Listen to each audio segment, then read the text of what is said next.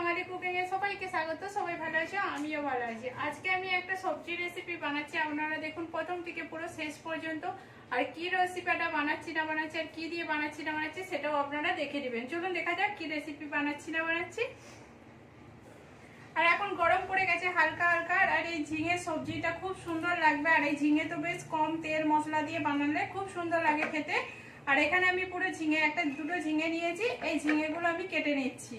এখানে আমি কেটে নিয়ে দেখাচ্ছি, আপনারা সকলেই ঝিঙেটা কেটে নিতে পারেন আর কেমন করে কাটতে পারেন সেটাও জানেন, ওই জন্য আমি কাটাটা দেখাচ্ছি না। চলো কেটে নিয়ে ফিরে আসছি। এখানে আমার ঝিঙেগুলো কাটা হয়ে গেছে। আমি একটা আলু নিয়েছি, আলুটাকেও কেটে নিয়েছি লম্বা করে। আর ঝিঙেটাকেও আমি সরু ছিল বলে আমি দু আধখানা করে নিয়েছি। আর এখানে অব্দি যে সকল বন্ধুরা দেখেছেন প্লিজ একটা লাইক দিয়ে দিবেন। পুরনো বন্ধুদের অসংখ্য ধন্যবাদ। নতুন বন্ধুদের জানাচ্ছি যে আমার ভিডিওটা যদি একটু ভালো লেগে থাকে সাবস্ক্রাইব করে পাশে থাকবেন। এখানে আমি ঝিঙে আলুটাকে কেটে নিয়েছি আর এটা আমি সাইডে রেখে দিচ্ছি। আর এখানে আমি ডাল নিয়েছি, এখানে আমি 3 রকম ডাল মিশিয়েছি। আপনারা যে কোনো একরকম ডাল দিয়েও বানাতে পারেন, কোনো অসুবিধা নেই। আমি এখানে বিউলির ডাল নিয়েছি, মসুর ডাল আর মুগ ডাল, তিনটেকে আমি একসঙ্গে ভিজিয়ে দিয়েছিলাম। ভিজিয়ে এবার এইটাকে আমি একটা পেস্ট করে নিচ্ছি।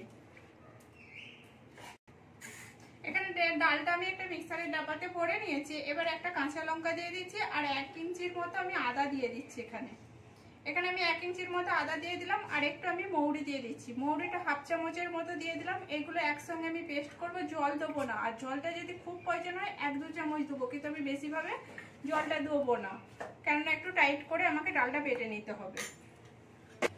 এখানে আমার ডালটা পুরো পেস্ট করে নিয়েছি। এই দেখুন জল কম ছাড়াই আমি পেস্টটা বানিয়েছি। এখানে সামান্য পরিমাণে হিং দিয়ে দিচ্ছি। এবার আপনাদের যদি পছন্দ না হয় তাহলে হিংটা নাও দিতে পারেন। এখানে আমি স্বাদ অনুযায়ী ডালের অনুযায়ী আমি নুন দিয়ে দিলাম এখানে। আর একটু চিনি দিচ্ছি, হালকা করে চিনি দিচ্ছি। চিনিটা দিলে স্বাদটা আলাদা ফিরে যাবে, ওই জন্য অবশ্যই চিনিটা দিবেন। এবার এইটাকে আমি ভালো করে ফেটিয়ে নিচ্ছি। আর এখানে আমি তেলটা গরম করতে বসিয়ে দিয়েছি, ততক্ষণ আমি ফেটিয়ে নিচ্ছি এটাকে।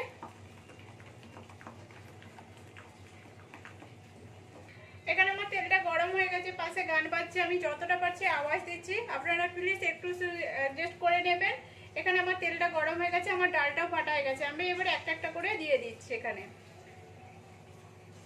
আর এখানে যে আমি এগুলো দিচ্ছি এগুলো একই সাইজের থাকবে। আর এইটা যদি জল দিয়ে থাকতো এটা একটু ফেলে যেত, বড় হয়ে যেত সেই ডালটা। কি হয় যে যখন ঝোলেতে দেওয়া হয় তখন কিন্তু সে নরম হয়ে যায়, ঘাঁটা ঘাঁটা হয়ে যায়। ওই জন্য আমি একটু আর গ্যাসটা একটু জোরে রাখবো, দিয়ে আমি একটু ভেজে নিচ্ছি।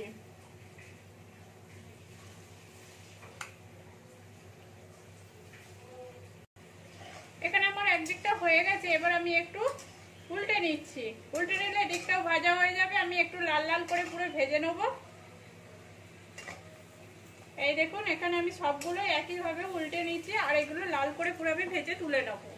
এখানে আমার এগুলো ভাজা হয়ে গেছে, আমি এবারে এগুলো লাল করে ভেজে নিয়েছি। এবার এটাকে আমি তুলে নিচ্ছি, তেল থেকে তুলে নিয়েছি। বাকি যেগুলো আছে সব একইভাবে এরকম করে ভেজে নেবো। ভেজে নিয়ে ফিরে আসছি। এখানে আমি একইভাবে দিয়ে দিচ্ছি সবগুলোই। এখানে আমার বড়াগুলো ভাজা হয়ে গেছে, আমি বড়াগুলো তুলে নিয়েছি। এবার এখানে যে তেলটা আছে এর মধ্যে আমি এবারে আলুগুলো দিয়ে দেবো।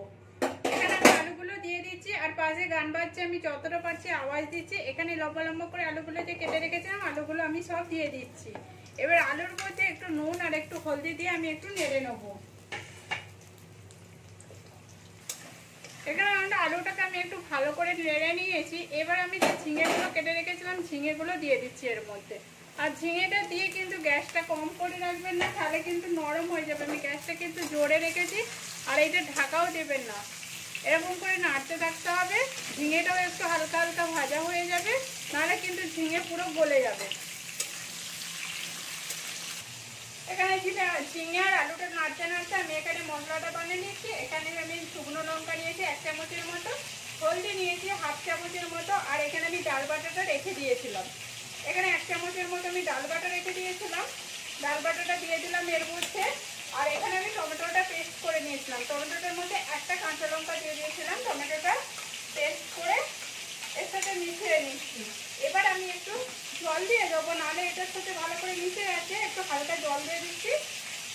টমেটোটা যে পেস্ট করেছিলাম সেটার মধ্যে আমি একটু গুলে জলটা দিয়ে দিলাম, দিয়ে এটা একটু মশলাটা করে নিচ্ছি। এখানে আমার মশলাটা হয়ে গেছে, পুরোটা ভালো করে ভেজে নিচ্ছি। আর এটা যদি আপনারা চান তাহলে একটা কাশ্মীরি শুকনো লঙ্কা গুঁড়ো দিতে পারেন, আমার কাছে নাই বলে আমি দিচ্ছি না। আলুটা আমি নেড়ে নিয়েছি। এবারে যে আমি পেস্টটা বানিয়েছি মশলার, সেই পেস্টটা আমি দিয়ে দিচ্ছি এর মধ্যে। এখানে পুরো মশলার পেস্টটা দিয়ে দিলাম, দিয়ে এবার আলুর সাথে আমি ভালো করে কষিয়ে নেবো। আর যতক্ষণ না তেল ছাড়ছে আমি ততক্ষণ কিন্তু জল দেবো না। ভালো করে এই পেস্টটা ভালো করে মিশিয়ে নিচ্ছি এর সাথে, আর ভালো করে কষে নিচ্ছি। এবার আমি একটু নুন দিয়ে দিচ্ছি। এখানে নুনটা এই জন্যই দিলাম, আলুতে নুনটা দিয়েছি কিন্তু ঝিঙেতে নুনটা দিই না, একবার পরিমাণ মতো আমি নুনটা দিয়ে দিলাম।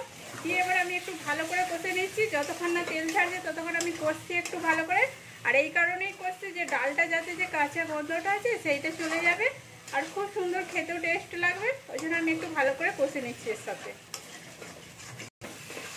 এখানে কিন্তু আমার মশলা থেকে পুরো তেল ছেড়ে দিয়েছে, এই দেখুন মশলা থেকে পুরো তেল ছেড়ে দিয়েছে আমার। আর এখানে আমি জলটা ফুটছে, এই দেখুন জলটা ফুটছে। এই গরম জলটাই দেবো, ঠান্ডা জল দেবেন না, ঠান্ডা জল দিলে ভালো লাগবে না স্বাদটা। এখানে আমি জলটা দিয়ে দিচ্ছি এখানে।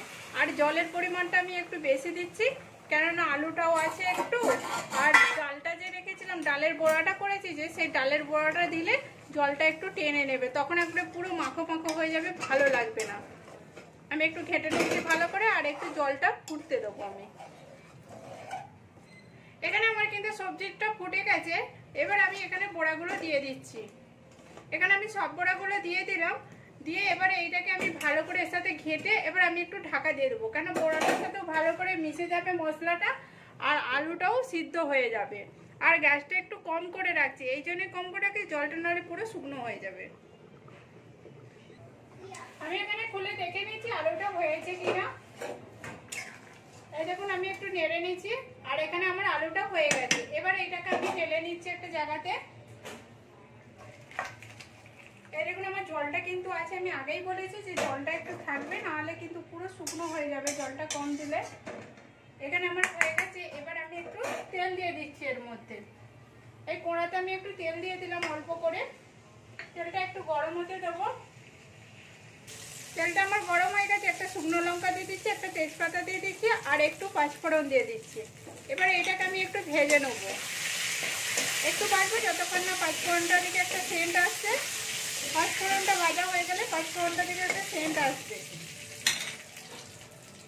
এখানে আমার পাঁচফোড়নটা ভাজা হয়ে গেছে। এবার আমি সবজিটা ঢেলে দিচ্ছি, দিয়ে আমি সঙ্গে সঙ্গে ঢাকা দিয়ে দিলাম। এবার আমি এখানে খুলে নিচ্ছি। এখানে আমি খুলে নিলাম, আর একটু আমি ঘেটে দিচ্ছি। গ্যাসটা আমি বন্ধ করে দিচ্ছি। এবার এটাকে আমি নামিয়ে নেবো, কোড়া থেকে আমি নামিয়ে নেবো। আর এই জন্য আমি ঢাকা দিয়ে দিয়েছিলাম, সম্বুরোটা দেওয়ার মধ্যে ঢেলে দিলে, আর ঢেলে ঢাকা দিয়ে দিলে সবজিটার মধ্যে সম্বুরোটার সেন্টটা চলে যাবে, খুব সুন্দর লাগবে খেতে। এখানে আমি পুরোটাই ঢেলে নিলাম। আর এখানে সবজিটা কত সুন্দর হয়েছে, এই দেখুন অল্প তেল মশলা ঝালের মশলা, খুব সুন্দর লাগছে। আর খেতেও গরম গরম ভাতের সঙ্গে খেতেও খুব সুন্দর লাগবে। প্লিজ আপনারাও এরকম করে বাড়িতে বানিয়ে দেখুন। আর পাশে মাইক বাজছে, আমি যতটা পারছি আওয়াজ দিচ্ছি, আগে থেকেই আমি বলেছিলাম, এখনো বলছি। ভালো লাগলে একটা লাইক করে দিবেন, আর সাবস্ক্রাইব করে পাশে থাকবেন। আর এটা গরম গরম ভাতের সঙ্গে খুব সুন্দর লাগে খেতে।